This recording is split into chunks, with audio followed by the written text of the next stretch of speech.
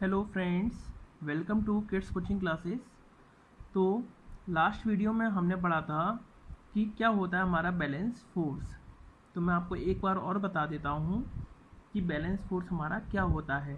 जब भी हम किसी बॉडी पर फोर्स लगा रहे हैं या हमारा कोई ऑब्जेक्ट है उस पर हम फोर्स लगा रहे हैं और जितना फोर्स हम उस पर अप्लाई कर रहे हैं और उतना ही फोर्स वो अगर हमें रेजिस्ट करता है, मतलब जैसे कि मैंने 10 किलो न्यूटन का एक फोर्स उस पर लगाया और उसने वो फोर्स झेल लिया, मतलब उस पर उस फोर्स का कोई असर नहीं पड़ा, तो इस कंडीशन में जो फोर्स मेरा लगा वो मेरा कंडीशन में क्या हो जाएगा, वो जीरो हो जाएगा। Clear friend? तो इसी प्रकार आगे बढ़ते हैं हम। तो हमारा नेक्स्ट फोर्स है कौन सा? Unbalanced force. कौन सा फोर्स है? Unbalanced force. क्या कहता है unbalanced force? If the resultant of all the forces acting on a body is not zero. क्या मतलब कि जो भी मैंने फोर्स एक बॉडी पे लगाया और वो उस फोर्स वो कैसा हुआ, वो नॉट जीरो हो गया, मतलब वो जीरो नहीं हुआ, तो कैसा फोर्स होगा मेरा? Unbalanced force. जैसे कि एक एग्जांपल देखते हैं। ये एक टॉय कार है, यहाँ से मैंने एक फोर्स लगाया, फोर्स ऑफ अवर पुश। ठीक है फ्रेंड? तो जब मैंने इसको एक फोर्स लगाया तो क्या होगा, यहाँ से एक फोर्स ऑफ फ्रिक्शन इस पर अप्लाई हो जाएगा, मतलब एक फोर्स ऑफ फ्रिक्शन इस पर लगेगा जो कि इसको रोकेगा। नीचे इसका ग्रेविटी लगेगी, ग्रेविटेशनल फोर्स लगेगा। तो ग्रेविटेशनल फोर्स क्या हो जाएगा एक्चुअली में? इसका वेट ऑफ द कार। ठीक है? इस ग्रेविटेशनल फोर्स के अपोजिट में एक फोर्स ऑफ रिएक्शन लगता है जिसको हम नॉर्मल फोर्स भी बोलते हैं। तो ये सारे फोर्स इस पर एक्ट होना शुरू हो जाएंगे। अब क्या होगा कि अगर मेरा ये फोर्स इन सभी फोर्सेस से ज़्यादा लगेगा तो ये टॉय कार मूव कर जाएगी, और अगर नहीं होगा तो ये टॉय कार वहीं की वहीं रहेगी, मतलब स्टेशनरी पोजीशन में ये रहेगी। तो अनबैलेंस्ड कंडीशन में क्या होता है कि जो भी हम फोर्स लगाते हैं वो कैसा हो जाता है? नॉट जीरो, मतलब जो हमारा फोर्स होता है वो इन थ्री फोर्सेस से ग्रेटर होता है। तो इस कंडीशन में जो फोर्स हमारा लगा वो कैसा लगा? Unbalanced force. नेक्स्ट क्या कह रहा है? To move a stationary object we have to push it with a force greater than the opposing force of friction. जैसा कि मैंने आपको बताया था अभी कि जो हमारा फोर्स है वो कैसा होना चाहिए? ग्रेटर होना चाहिए। किससे? जो भी अपोजिंग फोर्स लग रहे हैं, जो भी थ्री फोर्सेस जो लग रहे थे इस टॉय कार पर, उनसे ज़्यादा होना चाहिए। ठीक है ना? एग्जाम्पल देख लेते हैं एक आध, जैसे कि release of suitcase, tug of war, bicycle. ठीक है ना फ्रेंड्स? जैसे कि रिलीज ऑफ सूटकेस में क्या है, जैसे कि आप सूटकेस पकड़े हुए हैं, तो सूटकेस जो आप पकड़े हुए हैं तो वो एक तरीके से हवा में है। तो जब वो हवा में रहेगा तो उस पर कौन सा फोर्स एक्ट कर रहा होगा? ग्रेविटेशनल फोर्स एक्ट कर रहा होगा और नॉर्मल फोर्स एक्ट कर रहा होगा। तो जैसे ही आप इसको रिलीज़ करेंगे तो क्या होगा? उसका जो अनबैलेंस्ड फोर्स की वो कंडीशन अप्लाई हो जाएगी, और जब तक आपके हाथ में है तब तक वो कैसा फोर्स है? बैलेंस्ड फोर्स है। ठीक है फ्रेंड्स? ऐसे ही टग ऑफ वार में जब दो टीम आपस में रस्सी को खींचती हैं और जब एक टीम हार जाती है तो वो किस कंडीशन में हारती है? क्योंकि दूसरी टीम क्या करती है? ग्रेटर फोर्स अप्लाई करती है। इस तरीके से सेम कंडीशन बाईसाइकिल में आती है। अब नेक्स्ट लाइन क्या कह रहा है ये? If there were no unbalanced force of friction and no air resistance a moving bicycle would go on moving forever. क्या मतलब हुआ? इसका कहने का मतलब ये हुआ है कि अगर कोई भी अनबैलेंस्ड फोर्स हमने लगाया बाईसाइकिल पे तो वो मूव करना शुरू करेगी, और वो मूव करते जाएगी। क्यों करते जाएगी? क्योंकि इस पर कोई भी फोर्स ऑफ फ्रिक्शन नहीं लग रहा, ना ही एयर रेजिस्टेंस लग रही है। इस वजह से उसको रोकने के लिए कोई भी ऐसा फोर्स नहीं लग रहा जिससे वो बाईसाइकिल रुक जाए। तो जब कोई भी रेजिस्टिंग फोर्स है ही नहीं है तो बाईसाइकिल की कंडीशन क्या रहेगी कि वो चलती ही जाएगी। देखो, जब भी हम किसी भी फोर्स की बात करें कि किसी फोर्स कोई भी बॉडी पे वो लग रहा है तो वो कैसा फोर्स होगा? आपका अनबैलेंस्ड फोर्स होगा। ठीक है बच्चों? कैसा फोर्स होगा? Unbalanced force. आगे देखते हैं।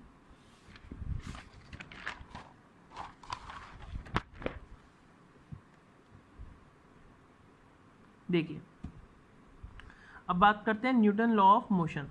जो न्यूटन अंकल थे उनने कितने मोशन के लॉ दिए थे उनकी बात करते हैं, ठीक है ना। तो देखिए, न्यूटन ने कितने लॉ दिए थे? 3 लॉ दिए थे। किसको डिस्क्राइब किया था उसने? मोशन को डिस्क्राइब किया था बॉडी के, जिनको हम लॉ ऑफ मोशन कहते हैं। आगे देखिए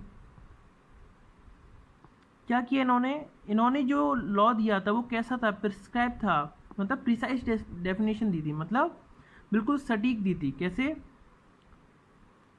the force establish a relationship between the force applied on a body and the state of motion acquired by it. उन्होंने क्या कहा कि जो रिलेशनशिप लग रहा है किसी बॉडी पर, किस का? फोर्स का और जो मोशन का।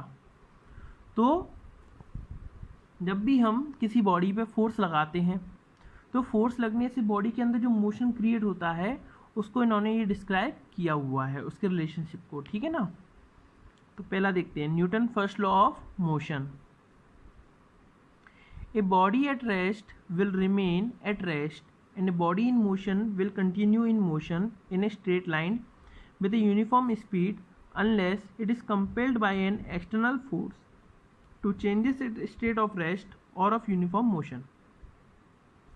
क्या कह रहे हैं कि जो बॉडी है वो रेस्ट में ही रहेगी और जो अगर बॉडी कोई मोशन में है तो वो मोशन में ही रहेगी। कब तक रहेगी? जब तक कोई भी एक्सटर्नल फोर्स उस पर अप्लाई नहीं हो जाता। जैसे ही हम कोई एक्सटर्नल फोर्स उस पर अप्लाई करेंगे तो ये रेस्ट कंडीशन क्या है? मोशन में चेंज हो सकती है, और जो मोशन वाली कंडीशन है वो रेस्ट में आ सकती है। तो इन्होंने एक टर्म को डिस्क्राइब किया था, इनर्शिया। इनर्शिया क्या होता है? Property of body due to which it resist a change in it state of rest और ऑफ यूनिफॉर्म मोशन।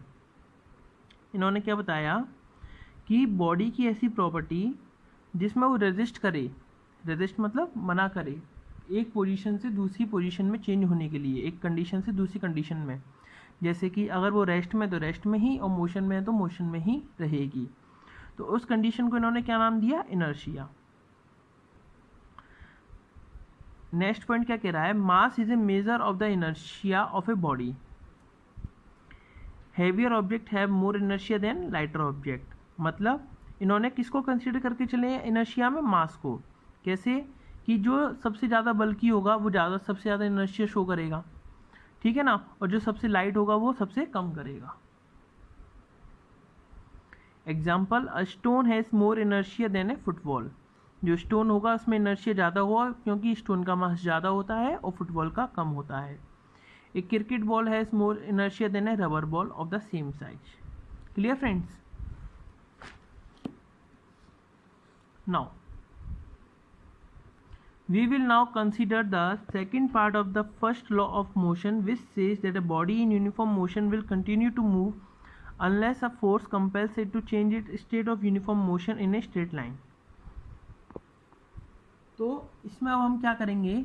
इसमें हम उसका सेकंड पार्ट देखेंगे, मतलब सेकंड पार्ट किसका? फर्स्ट लॉ का, जिसमें बॉडी क्या कह रही थी कि जब तक एक्सटर्नल फोर्स नहीं लगता तब तक हम बॉडी की पोजीशन को चेंज नहीं कर सकते। तो इसके बाद एक टर्म आता है हमारा मोमेंटम। तो मोमेंटम क्यों पढ़ना पड़ता है? मोमेंटम इसलिए पढ़ना पड़ता है क्योंकि जो हमारा सेकंड लॉ है वो इसी कंडीशन पर बेस्ड है। तो मोमेंटम, सेकंड लॉ को पढ़ने से पहले हमें मोमेंटम की स्टडी करना बहुत ज़रूरी है। तो देखिए क्या कहता है momentum? The force required to stop a moving body is directly proportional to its mass। तो क्या कह रहा है कि जो भी हम फोर्स लगा रहे हैं किसी बॉडी पे उसको रोकने के लिए, वो डायरेक्टली प्रोपोर्शनल किसको होगा? उसके मास के, ठीक है ना। क्योंकि हमने इनर्शिया की बात की थी, इनर्शिया किस पे डिपेंड था? मास पे था। जितना ज़्यादा इनर्शिया होगा उतना ज़्यादा वो रेजिस्ट करेगा। तो उस इनर्शिया को हटाने के लिए हमें उससे ज़्यादा फोर्स लगाना पड़ेगा। तो किस पर डिपेंड करेगा? Directly proportional to its mass, ठीक है। और नेक्स्ट क्या कह रहा है? The force required to stop a moving body directly proportional to its velocity. Second thing क्या कह रहा है कि अगर किसी ऑब्जेक्ट की वेलोसिटी ज़्यादा है, सपोज अगर वो मोशन में है, तो मोशन में है और उसको रोकना है तो उतनी ही स्पीड से उतना ही फोर्स हमें लगाना पड़ेगा जिससे वो रुक जाए। तो वो किस पे डिपेंड करेगा, हमारा वेलोसिटी पे। तो ये दो कंडीशन आई, मास और वेलोसिटी। तो जब ये दोनों जब हमारा फोर्स मास पे और वेलोसिटी पे डिपेंड करता है तो उसको हम क्या बोलते हैं, मोमेंटम। क्या बोलते हैं, मोमेंटम। मोमेंटम को मैंने स्मॉल पी से शो किया है। अब क्या कह रहा है, बॉडी अगर रेस्ट में है तो वेलोसिटी क्या होगी, इसकी 0 हो जाएगी, मतलब मूव ही नहीं कर रही है, तो मोमेंटम भी क्या हुआ, उसका 0 हुआ।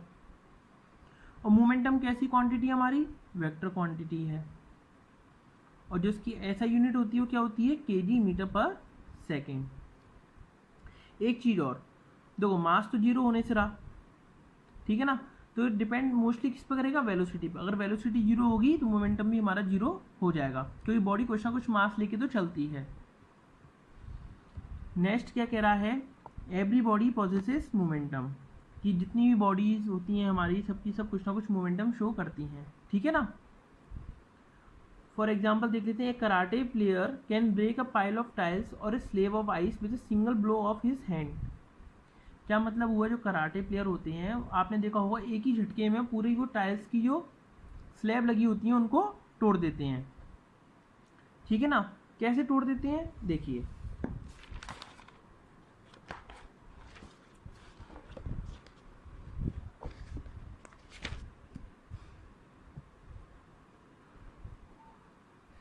This is because a karate player strikes the pile of tiles or the slab of ice with his hand very very fast. In doing so, the large momentum of the fast moving hand is reduced to 0 in a very short time. This exerts a very large force on the pile of tiles or the ice slab which is sufficient to break them apart. क्या हुआ कि जो karate player है वो क्या करेगा, अपने हाथ को बहुत तेज़ी से मूव करेगा। तो जब वो अपने हाथ को बहुत तेज़ी से मूव करेगा तो उसकी वेलोसिटी कैसी रहेगी, हाई रहेगी, और कुछ ना कुछ मास तो वो कंटेन करता ही है अपने हाथ में, तो उसका जो मोमेंटम रहेगा वो कैसा हो जाएगा, बहुत तेज़ हो जाएगा। और जैसे ही वो किसी एक स्लैब पे उसको मारेगा तो क्या होगा, वो उसका मोमेंटम एकदम से जाके क्या हो जाएगा, 0। क्यों, जैसे वो स्लैब से स्ट्राइक करेगी तो जो हाथ की जो फोर्स उस पर जो अप्लाई हुआ वो पूरा किस पे चला जाएगा, स्लैब पे चला जाएगा, और जो उसका मोमेंटम है वो 0 हो जाएगा। तो जो फोर्स जो वेलोसिटी से जो मतलब जो क्रिएट हुआ था आपका, वो किस में चला गया, स्लैब में। तो इस तरीके से उसने जो टाइल्स और जो आइस स्लैब थी वो उसने तोड़ दी, ठीक है ना फ्रेंड्स। एक क्वेश्चन देख लेते हैं मोमेंटम पे। तो what is the momentum of a man of mass 75 kg when he walks with the uniform velocity of 2 metre पर सेकेंड। क्या कह रहा है कि एक आदमी है, उसमें मास है 75 kg और वो मूव कर रहा है कितनी वेलोसिटी से, 2 मीटर पर सेकेंड से, तो उसका मोमेंटम हमें निकालना है। तो देखिए, मोमेंटम का फॉर्मूला आपको पता है, P = m/v, ठीक है। m मास होता है, v वेलोसिटी, P = आपका मोमेंटम। यहाँ पे आपको मास दिया हुआ है और वेलोसिटी भी दी हुई है, तो आपको क्या करना है, डायरेक्ट फॉर्मूले में पुट करना है। मास को हमने लिखा 75 kg, v को लिखा 2 मीटर पर सेकेंड। तो देखिए, मास की यूनिट क्या होती है, kg, और v की यूनिट मीटर पर सेकेंड, तो इससे हमारी ऐसा यूनिट भी क्लियर हो गई, kg मीटर पर सेकेंड, और इन दोनों का हमने मल्टीप्लाई किया तो 150 ये आ गया। इस तरीके से हम मोमेंटम्स के क्वेश्चन को सॉल्व करते हैं। फ्रेंड्स आगे की वीडियो हम देखेंगे न्यूटन का second law and third law, और उसके ऊपर हम कुछ क्वेश्चंस भी डिस्कस करेंगे और उनकी थ्योरी भी, और आपको ये सारे नोट्स इस पर मिल जाया करेंगे। तो please connected with me. Thank you.